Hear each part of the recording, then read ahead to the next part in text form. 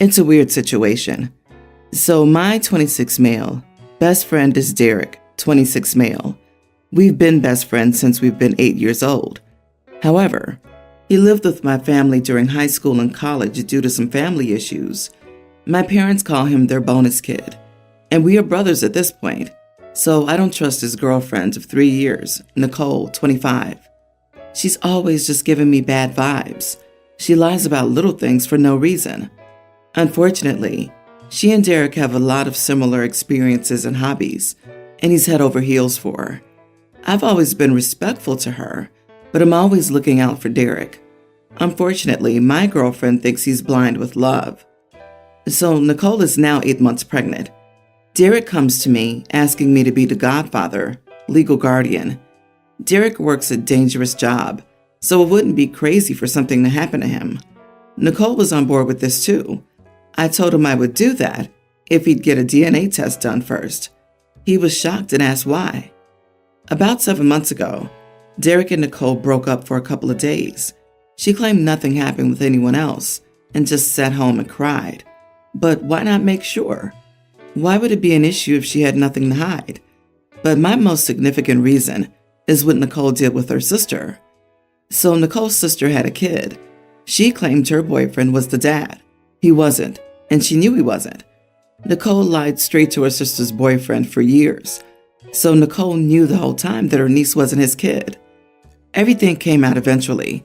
The dude left, and Nicole blamed the ex-boyfriend for not loving his kid regardless. I told her it wasn't his kid and she knew it. When I called Nicole out, she said it wasn't her place to tell him. Ever since that incident, I've kept her at arm's length and would rather Derek break up with her. Derek and I have had deep talks about that, but he defends Nicole's actions. I asked him if the kid wasn't his, would he stick around? He said no. Hence my pushing for a DNA test. Derek blew up at me, saying I'm forcing him into something he doesn't want. I said I'm not helping raise some other dude's kid, and that if the DNA test is such an issue, then pick someone else to be the godfather. And he can tell Nicole I'm the one pushing for this, and the blame can be on me. My parents are calling me an idiot. My girlfriend agrees that every kid should be given a DNA test at the hospital at birth to avoid issues, and we don't understand why that isn't a law.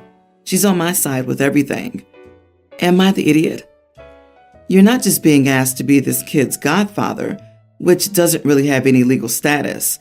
You're being asked to take legal responsibility for the kid if something should happen to Derek, right? So, not the idiot. That's your decision. You're not pushing Derek to do anything by putting a condition on your decision, and especially given Nicole's history. I think a DNA test is in order, but that's Derek's decision. He can accept your conditions for wanting to take legal responsibility for the kid or find someone else. You are the idiot. Don't be the godfather either way. Even if the test proved that your friend was the father, it wouldn't change your mind about Nicole. You dislike her, and so you're hoping this test will make them break up. But he gets to decide for himself who he wants to be with. It's not up to you. You've already expressed your concerns, so now back off and let him handle his relationship. My take on this as well. He should decline the offer if he doesn't like the child's mother. This role should be for someone who respects both parents. OP, you suspect Nicole of having a fling 7 months ago when she got pregnant, but she's now 8 months pregnant. Your math doesn't make sense. If you and your girlfriend decide to have a kid, will you do a DNA test if the kid is yours? This is your issue, not Derek's. You're asking him to do something he clearly doesn't want to do, and it isn't really your place. That's on him 100%. If he believes this is his kid, knowing everything he knows, then that's really his choice. Plus, I kind of get the sneaking suspicion that you're pushing for this because you want the girlfriend gone, and this would get it done for you. Update. Thanks everyone for your responses. The test cost $159. I called our local hospital and even offered to pay for the test, so Derek doesn't have to. I talked with him again and showed him my post. He's going to get a blood test done right now. It sounds like Nicole isn't fighting him that hard.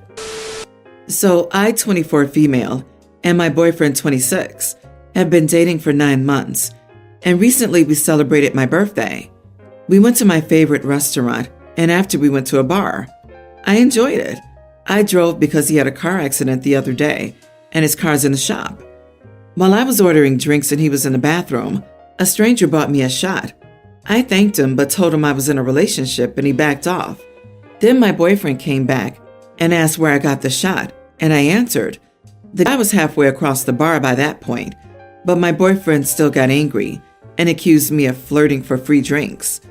I told him that was silly, and he just thought I was pretty and was respectful. He just scoffed and said okay, and we continued our night.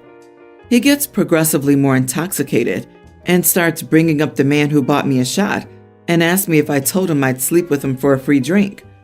I told him no, I would never, and we didn't even interact besides telling him thank you, but I was in a relationship. He called me a liar, and men don't do that unless they think that which is an easy target, and then tells me it's because I'm dressed like one. I'm wearing a bodysuit and a skirt, maybe a little cleavage, but not anything indecent. I told him if he didn't stop, I was going to leave, and he would have to get an Uber home. He kept saying that we wouldn't be having this conversation if I wasn't so flirty. I told him again if he kept talking to me like that, I would leave him here. He scoffed and told me I wouldn't do that because I know better. I got up, grabbed my purse, and told him to Uber back to his apartment because he wasn't welcome at mine. As I was driving home, completely sober by the way, I hadn't even taken the shot, my boyfriend did, and I was nursing a mojito the whole time. He called and texted me and said I had better come back before he gets angry, so I turned my phone off. When I turned my phone back on, I had 53 missed calls from mainly him, but also our friends and his mom.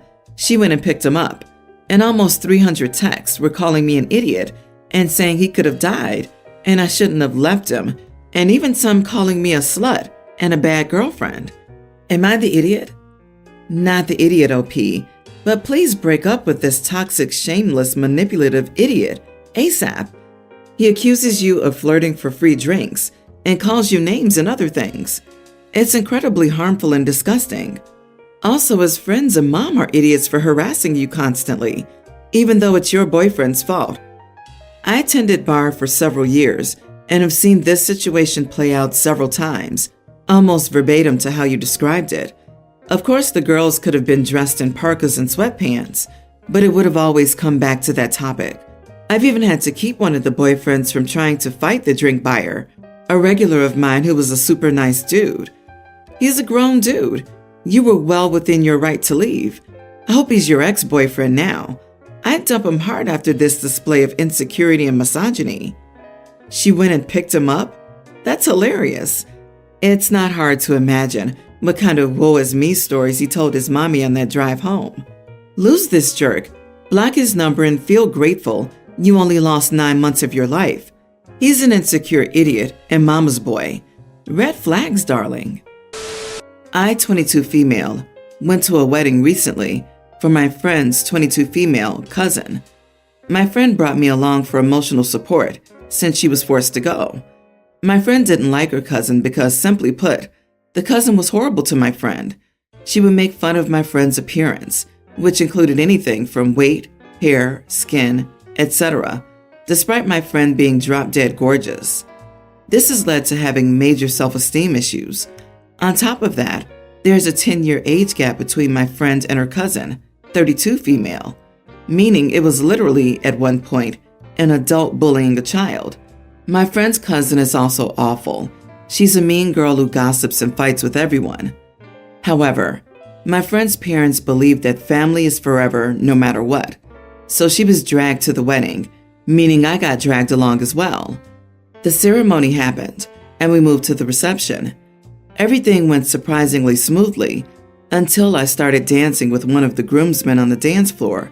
The bride didn't like this. I know because she came up and asked me what I thought I was doing. I was confused and asked her what she meant. She asked me why the heck I was all over him, meaning the groomsmen. I didn't know why she was upset about it.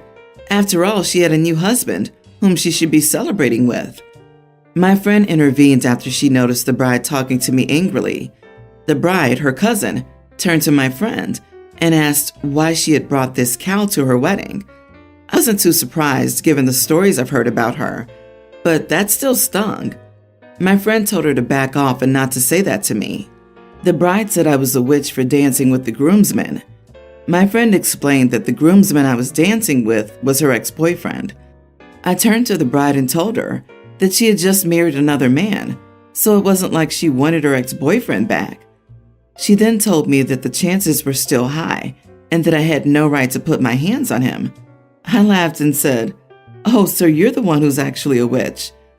After that, the bride lost it, screaming at me, cussing at me, crying while her husband was trying to escort her away. And all the while, I was laughing my head off. I had a few drinks then. Finally, my friend escorted me away back to our table. Now, I feel like I may be the idiot for saying that to the bride at the reception, as much as I hate her. According to my friend, she's been getting calls and texts from angry family members, asking the both of us how we could ruin the bride's big day.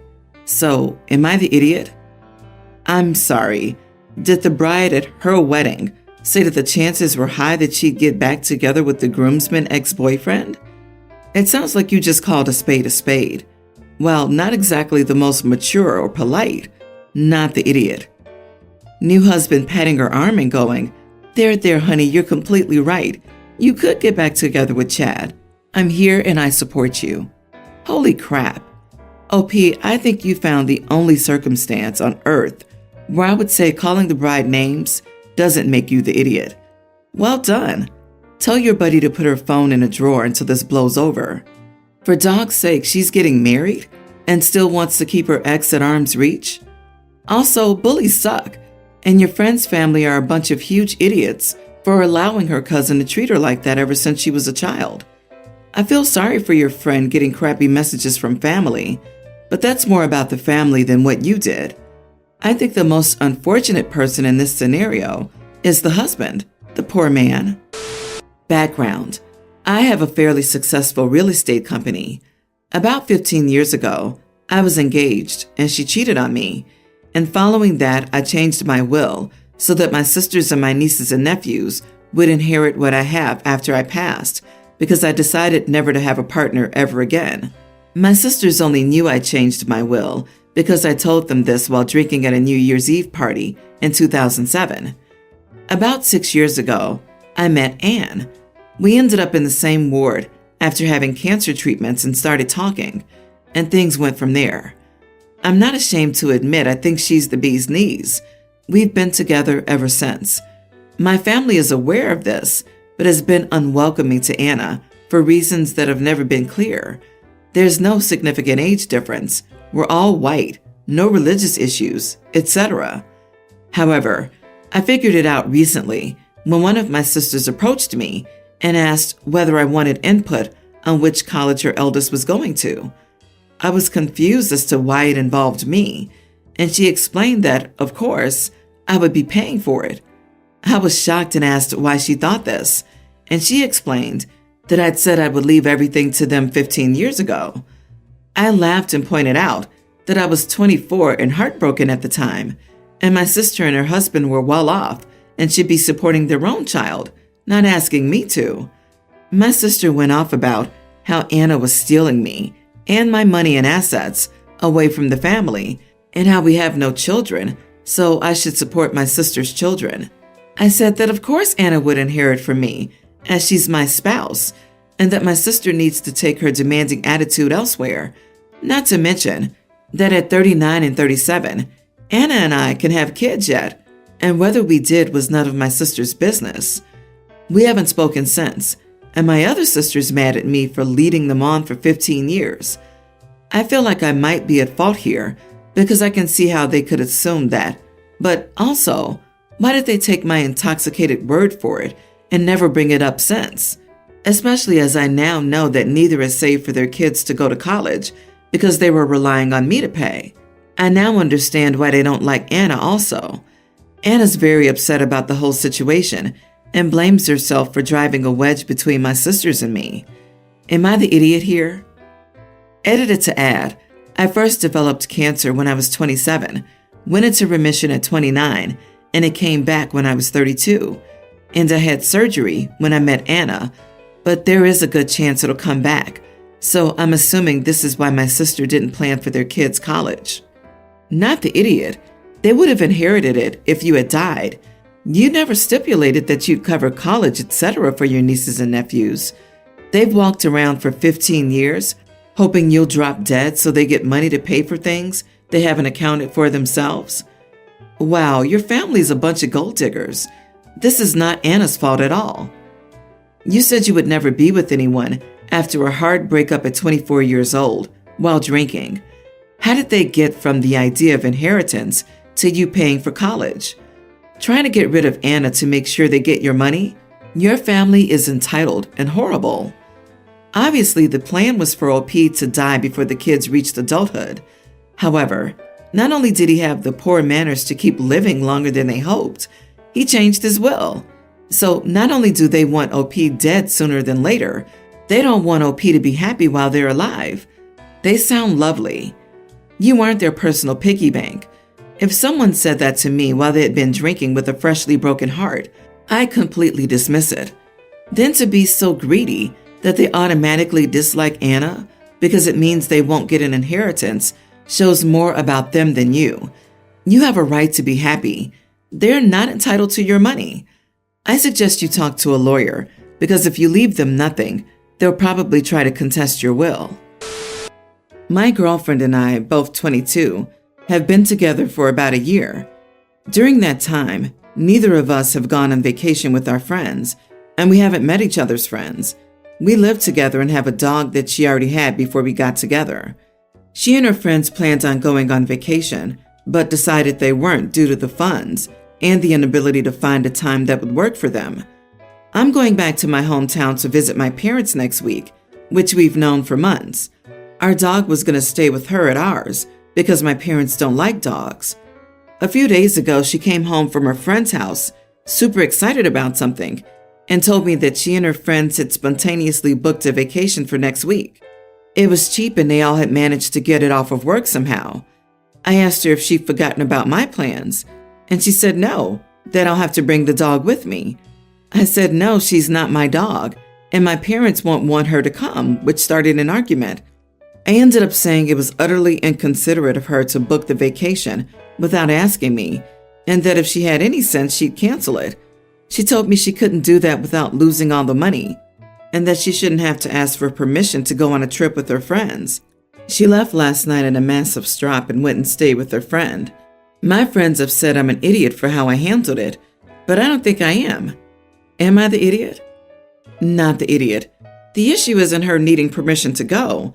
She had a commitment to look after the dog, and she should have checked first.